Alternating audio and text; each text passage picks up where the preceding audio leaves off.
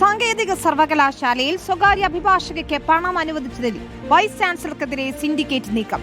വിസിയുടെ മാതൃ സർവകലാശാലയായ കുസാറ്റിൽ വിവരം അറിയിക്കും. കുസാറ്റ് പണം നൽകുകയോ വിസിയിൽ നിന്ന് ഈടാക്കി നൽകാനോ ആവശ്യപ്പെടും.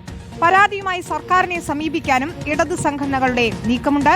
അതേസമയം നിയമവിരുദ്ധമായി ഒന്നും ചെയ്തിട്ടില്ല എന്ന നിലപാടിലാണ് വിസി ഉള്ളത്. നമുക്ക് ഗോപാൽ ഷീല സനലിലേക്ക് പോകാം വിശദാംശങ്ങളുമായി. ഗോപാൽ, സാങ്കേതിക സർവകലാശാലയിൽ സ്വകാര്യ അഭിഭാഷകയെ നിയമിച്ചതിലാണെങ്കിൽ അല്ലെങ്കിൽ സ്വകാര്യ അഭിഭാഷകയ്ക്ക് പണം നൽകിയതിലാണ് ഇപ്പോൾ വൈസ് ചാൻസലർക്കെതിരെ രൂക്ഷമായ വിമർശനം ഉയരുന്നത്. ഒരു പോരെന്ന നിലയ്ക്ക് ഈ കാര്യങ്ങൾ എത്തുകയാണോ? എന്താണ് വിശദാംശങ്ങൾ?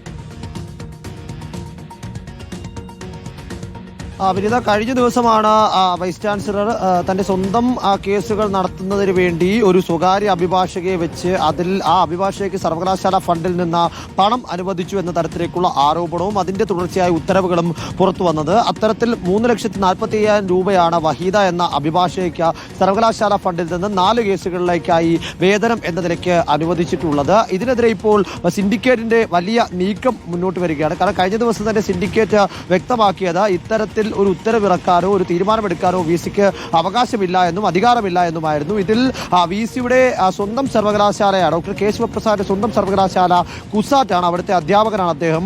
ആ സർവകലാശാലയിലേക്ക് ഇത്തരത്തിൽ വൈസ് ചാൻസലർ എന്ന നിലയ്ക്ക് ഡോക്ടർ കെ ശിവപ്രസാദ് ചട്ടവിരുദ്ധമായി സർവകലാശാല ഫണ്ട് വിനിയോഗിച്ചുവെന്നും അതുകൊണ്ട് തന്നെ ആ ഫണ്ട് കുസാറ്റിൽ നിന്ന് അനുവദിച്ച് നൽകുകയോ അല്ലെങ്കിൽ വിസിയിൽ നിന്ന് ഈടാക്കി നൽകുകയോ ചെയ്യണമെന്ന് രേഖാമൂലം കുസാറ്റ് അധികൃതർക്ക് കത്ത് നൽകാനാണ് ഇപ്പോൾ സിൻഡിക്കേറ്റ് തീരുമാനിച്ചിരിക്കുന്നത്. അതിനോടൊപ്പം തന്നെ ഈ ഉത്തരവ് പുറത്തിറക്കിയ ഉദ്യോഗസ്ഥരെതിരായ നടപടികളും ആലോചിക്കുന്നുണ്ട്. കാരണം നേരത്തെ ഫയൽ നീക്കം സംബന്ധിച്ച കാര്യത്തിൽ ഒരു ആശയക്കുഴപ്പം ഉണ്ടായിരുന്നു എന്നതാണ് ആദ്യഘട്ടത്തിൽ ഉയർന്നു വരുന്ന ഒരു വിവരം. കാരണം ആദ്യം രജിസ്ട്രാർ ഈ ഉത്തരവ് ഇറക്കാൻ തീരുമാനിച്ചുവെങ്കിലും പിന്നീട് അദ്ദേഹം ഇതിൽ നിന്ന് പിന്മാറിയെന്നും ആ പിന്മാറ്റത്തെ തുടർന്നാണ് ഇത്തരത്തിൽ ഡെപ്യൂട്ടി രജിസ്ട്രാർ ഇങ്ങനെ ഒരു ഉത്തരവ് ഇറക്കിയത് എന്നുമാണ് ഇടത് സിൻഡിക്കേറ്റ് അംഗങ്ങൾ ആരോപിക്കുന്നത്. എന്താണെങ്കിലും അദ്ദേഹത്തിനെതിരെയും ഒരു നടപടിക്കുള്ള വശമൊരുങ്ങുന്നു എന്നതാണ് ഒരു വശത്ത് നിന്ന് കിട്ടുന്ന വിവരം.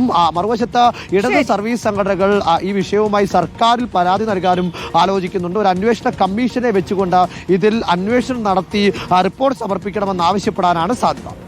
ശരി, വ്യക്തമാണ്. ഗോപാൽ ഷീല സനലാണ് വിവരങ്ങൾ നൽകിയത്.